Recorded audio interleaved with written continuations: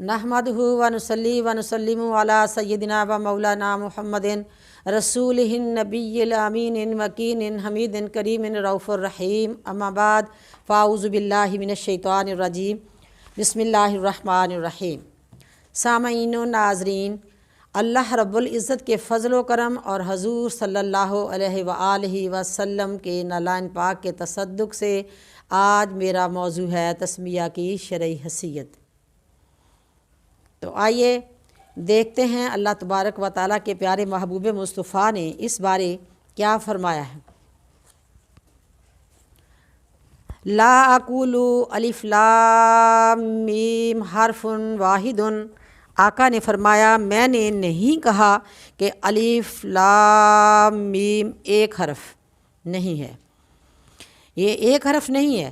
व इन्नमा अल्फ़ुन हरफ़ुन, आका ने फ़रमाया अलिफ़ अलहदा हरफ है, व लामुन हरफ़ुन और लाम अलहदा हरफ है, व मीमुन हरफ़ुन और मीम अलहदा हरफ है।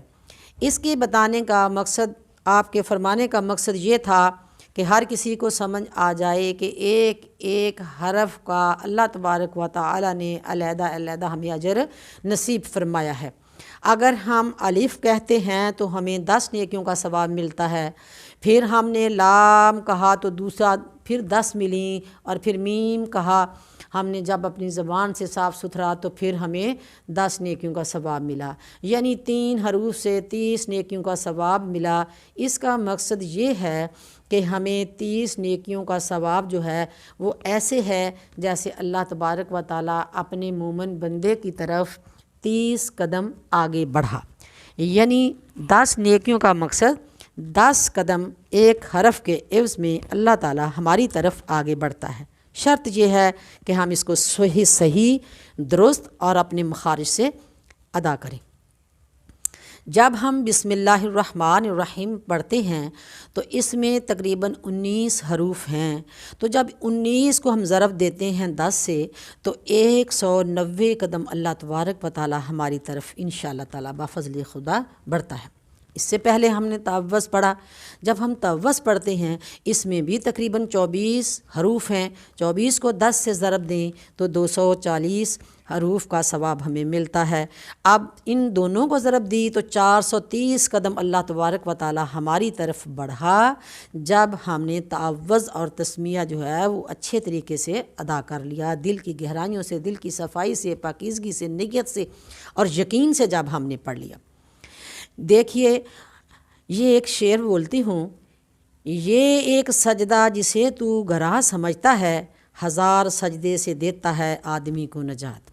यानी हिंदू मुशरक काफ़र यहूदी और मुनाफिकीन जो भी कोई है तो वो किस किस खुदा को सजदा करेंगे, और उन खुदाओं को सजदा करने से फ़ायदा नहीं, अल्लाह के सजदा को तकलीफ़ दे समझते हैं, यानी सजदा तुम्हें नजात देने वाला है।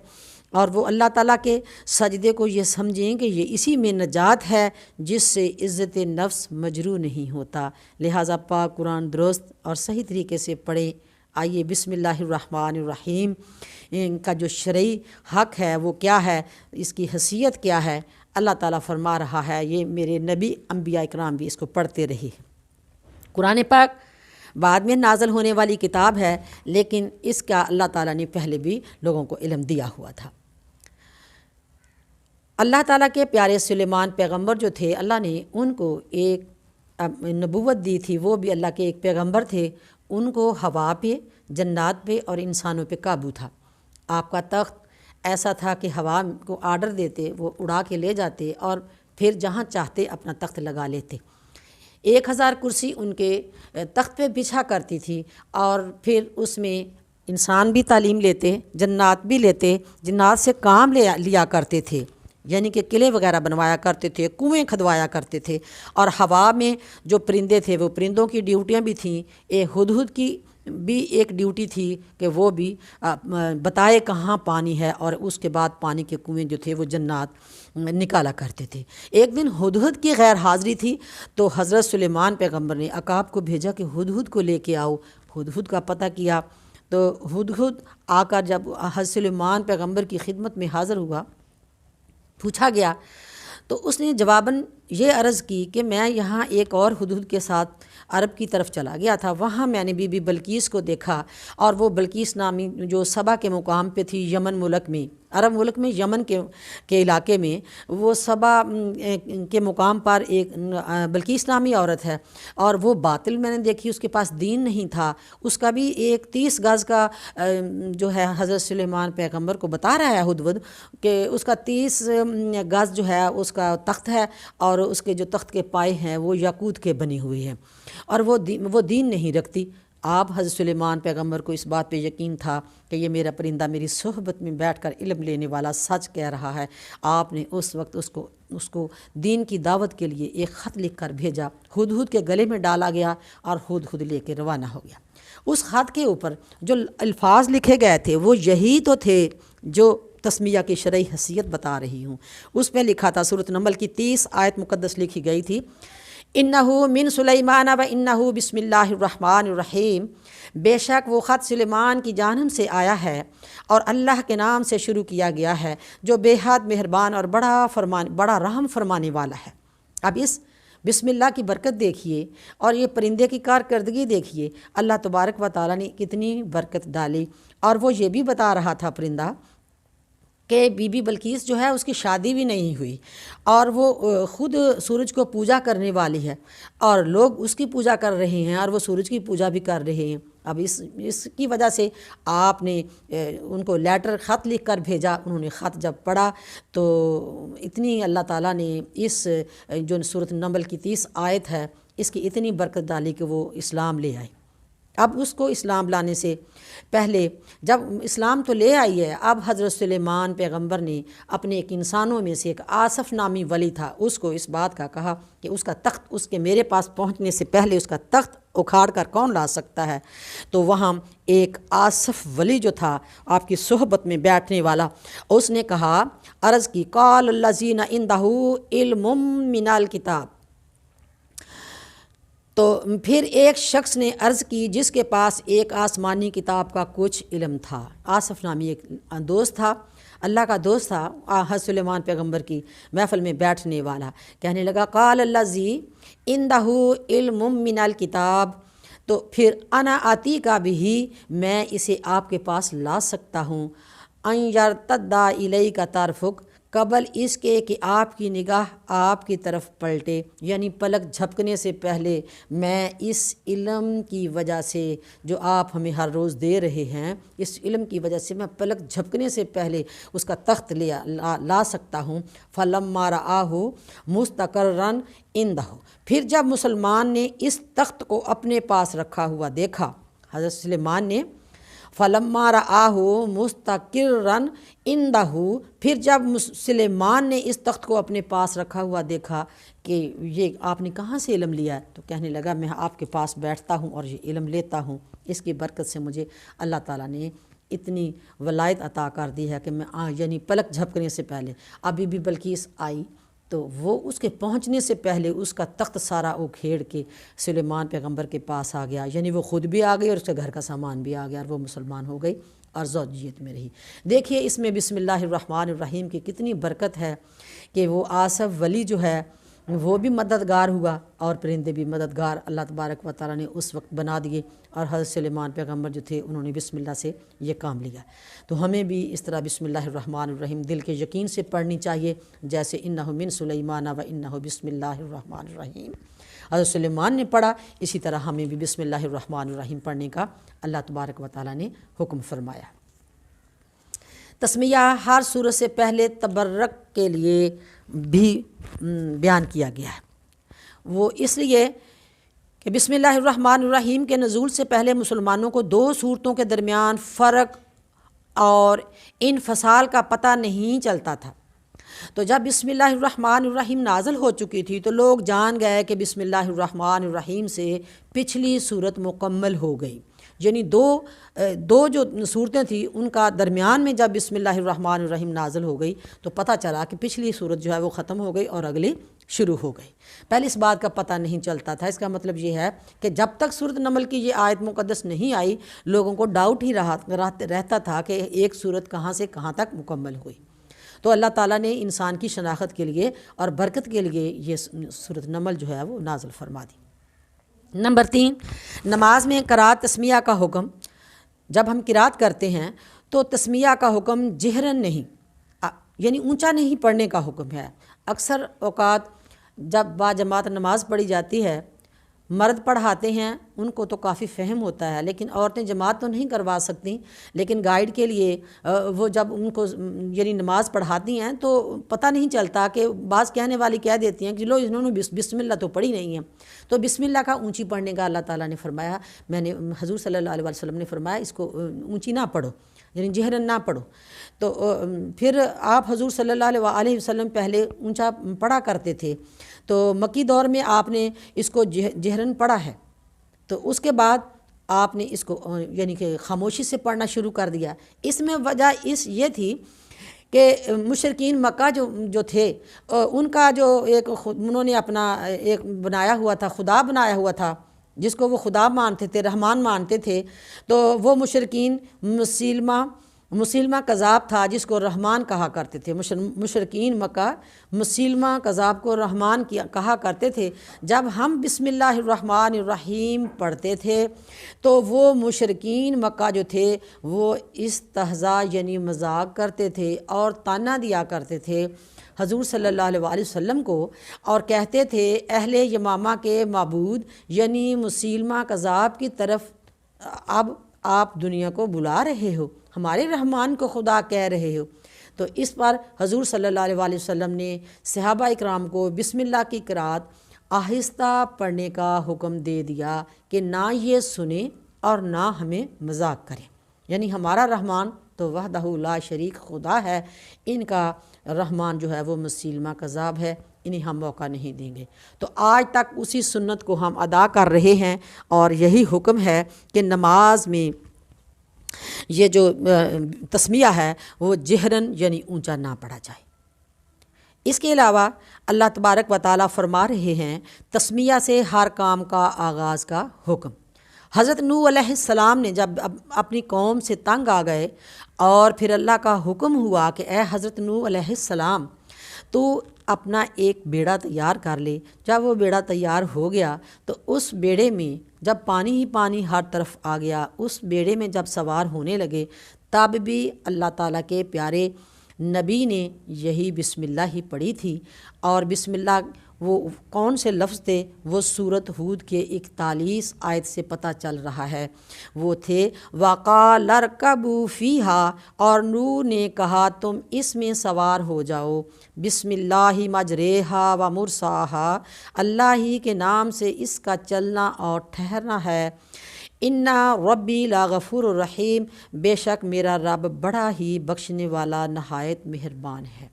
پتہ چلا کہ یہ کشتی جو تھی اس میں جو ان کے یعنی کہ بچنے کا سد باب جو کیا ہے انہوں نے اپنے بچنے کا، وہ اللہ کا نام بسم اللہ ہی مجریہا و مرساہا ان ربی غفور الرحیم پڑھا، اور ان کا بیڑا جو تھا وہ پانی میں تیرنے لگا۔ اور جن کو جو اس قابل نہیں تھے اور اللہ نے ان کو بسم اللہ نصیب ہی نہیں کی، بے شک وہ حضرت نوح علیہ السلام کا بیٹا تھا یا اس کی بیوی تھی، اللہ نے اس کے حضرت نوح علیہ السلام کے بیٹے اور بیوی جو ایمان نہیں رکھتی تھی ان کو یہ بسم اللہ نصیب ہی نہیں کی، اور بیٹے کا نام جو تھا وہ کنیان تھا، اور نافرمان جو بیوی تھی اس کا نام واملہ تھا۔ اب کنیان اور واملہ دونوں ہی بسم اللہ سے محروم رہے۔ لوگوں، اللہ تبارک و تعالی ہمیں بسم اللہ پڑھنے کی توفیق عطا فرمائے اور ہمارا دنیا اور آخرت کا بیڑا جو ہے وہ تیرتا رہے۔ اللہ تعالی ہم سب کو جو ہے وہ تسمیہ پڑھنے کی توفیق عطا فرمائے۔ اسی طرح حضرت عیسیٰ علیہ السلام کا دور تھا، اور عہد عیسوی میں بسم اللہ الرحمن الرحیم کا پتہ چلنا کہ برکات تاثیر کے لیے وہ بھی پڑھتے تھے۔ اسرائیلیات میں روایت مذکور ہے کہ عیسیٰ کا ایک قبر پر حضرت عیسیٰ علیہ السلام کا ایک قبر پر سے گزر ہوا، آپ نے فرشتوں کو دیکھا کہ وہ صاحب قبر پر عذاب کر رہے ہیں۔ جب دوسری دفعہ گزر ہوا تو دیکھا کہ رحمت کے فرشتے نور کے طبق اس پر پیش کر رہے ہیں۔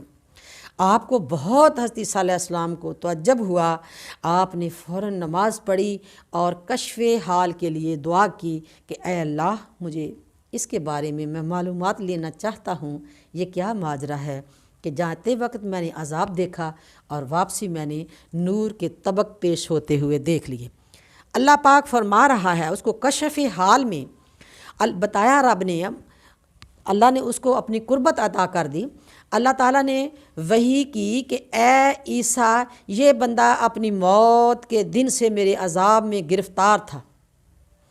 وقت مرگ اس کی بیوی حاملہ تھی، جس نے بعد میں ایک بچہ پیدا کیا۔ اس کی ماں نے اسے پالا اور معلم دین کے سپرد کر دیا۔ اس بچے نے تسمیہ پڑھی تو ہم کو شرم آ گئی کہ اس کا باپ قبر میں عذاب میں ہے اور اس کا بیٹا زمین پر ہمارے نام کا ذکر کر رہا ہے، پس ہم نے اس کو بخش دیا۔ تو پیاری بہنوں، یہ بسم اللہ الرحمن الرحیم کو آپ دیکھیے اس کا کتنا درجہ ہے، تھوڑا نہ سمجھیں، بخشش کا کیسا وسیلہ بنتا ہے۔ درست اور صاف ستھرا پڑھنے کی اللہ تعالی ہمیں توفیق عطا فرمائے۔ بعض کاموں میں بسم اللہ سنت ہے اور بعض کاموں میں مستحب ہے۔ فرما رہا ہے اللہ بعد فَكُلُوا مِمَّا ذُكِرَ اسْمُ اللَّهِ عَلَيْهِ، سو تم اس ذبح سے کھایا کرو جس پر ذبح کے وقت اللہ کا نام لیا گیا ہو۔ یعنی جب ہم کسی حلال جانور کو ذبح کرتے ہیں، اگر اس کے اوپر اللہ کا نام نہ لیا جائے تو وہ حرام ہے، اور اگر اللہ کا نام ہم لے کے اس کو ذبح کرتے ہیں تو وہ ہمارے لیے حلال ہے۔ جیسا کہ جو لوگ کافر تھے وہ لوگ ایسے جانور کو لیتے اور اس کے اوپر عزا، حبل، لات اپنے بتوں کا نام لیتے تو وہ جانور حلال تھا لیکن حرام ہو گیا۔ اس لیے جو اللہ تعالیٰ نے فرما دیا کہ بسم اللہ ہی اللہ اکبر اللہ اکبر اللہ اکبر جب پڑھتے ہیں تو فَكُلُوا مِمَّا ذُكِرَ اسْمُ اللَّهِ عَلَيْهِ، تو سو تم اس ذبح سے کھایا کرو جس پر ذبح کے وقت اللہ کا نام لیا گیا ہے۔ تو فرمانے عالی شان حضور صلی اللہ علیہ وآلہ وسلم اور یہ بھی ہے کہ جو کام بسم اللہ سے نہ شروع کیا جائے وہ ناقص رہتا ہے، کمال کو نہیں پہنچتا۔ یہ کنز الاعمال میں لکھا ہوا ہے۔ اس شخص کا وضو نہیں جس نے اس پر بسم اللہ نہ پڑھی، یعنی وضو سے پہلے بھی بسم اللہ پڑھنی چاہیے۔ سنن ابو داؤد۔ امام فخر الدین رازی کا قول ہے تفسیر کبیر میں کہ اللہ تعالیٰ کے تمام علوم و معارف 4 الہامی کتابوں میں درج کیے گئے ہیں۔ یعنی جتنے بھی اللہ تعالیٰ کے علوم ہیں وہ 4 کتابیں ہیں، جس کو ہم کہتے ہیں تورات، زبور، انجیل، قرآن پاک۔ تو اللہ تعالیٰ کے تمام علوم و معارف 4 الہامی کتابوں میں درج کیے گئے ہیں، اور ان 4 کتابوں کے تمام علوم جو ہیں وہ قرآن میں ہیں۔ اور پھر فرمایا قرآن پاک کے تمام علوم جو ہیں وہ سورۃ فاتحہ میں ہیں، اور پھر یہ فرمایا سورۃ فاتحہ کے تمام علوم جو ہیں وہ بسم اللہ الرحمن الرحیم میں ہے۔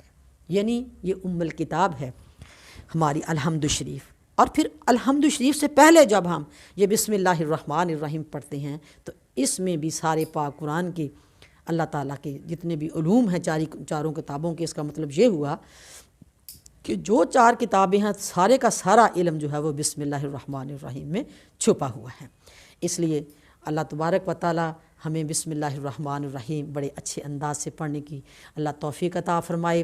ہمیں تجوید اور قرات کا خیال رکھنا چاہیے، کیونکہ جب ہم اس میں پڑھتے ہیں بسم اللہ الرحمن الرحیم تو یہ 19 حروف جو ہیں وہ ان کے 19 دفعہ ہم یہ بات غور کرنا پڑے گی کہ اس کے ہمیں ہر حروف جو ہے وہ اس کے اپنے مخارج سے نکالنا چاہیے۔ تعوذ پڑھیں، 24 حروف ہیں، یعنی 24 اور وہ حروف ہوئے اور 19 یہ ہوئے، تو یہ 24 بار تعوذ کے لیے اور 19 بار ہمیں تسمیہ کے لیے ہمیں اس بات کا غور کرنا پڑے گا کہ ان کے جو خارج کرنے کی جگہ ہے وہ کون سی ہے، انہیں ہمیں اپنے ان کے جو ہیں مخارج ان سے انہیں خارج کرنا چاہیے، ادا کرنا چاہیے۔ تو اسی کا نام جو ہم اپنے جو لفظ جو ہیں صحیح انداز سے بیان کرنے کا نام ہی علم التجوید ہے، یعنی قرآت پڑھنا، یعنی تجوید سے قرات کرنا، یعنی تجوید سے پڑھنا، صاف اور ستھرا پڑھنا۔ اللہ تبارک و تعالی ہمیں بسم اللہ الرحمن الرحیم پڑھنے کی توفیق عطا فرمائے، ہر کام ہم بسم اللہ سے شروع کریں، اللہ تعالیٰ کی برکتیں اور رحمتیں ہمیں نصیب ہو۔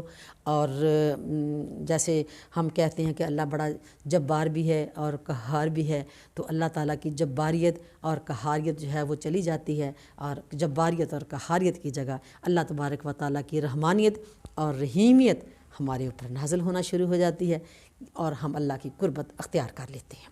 اللہ تعالیٰ ہمیں یہ قربت نصیب فرمائے، اور ہمارا آج کا پڑھا لکھا قبول اور منظور فرمائے۔ سب کا حامی و ناصر اللہ تبارک و تعالیٰ ہے۔ وآخر دعوانا ان الحمد للہ رب العالمین وما علیہ الا البلاغ المبین۔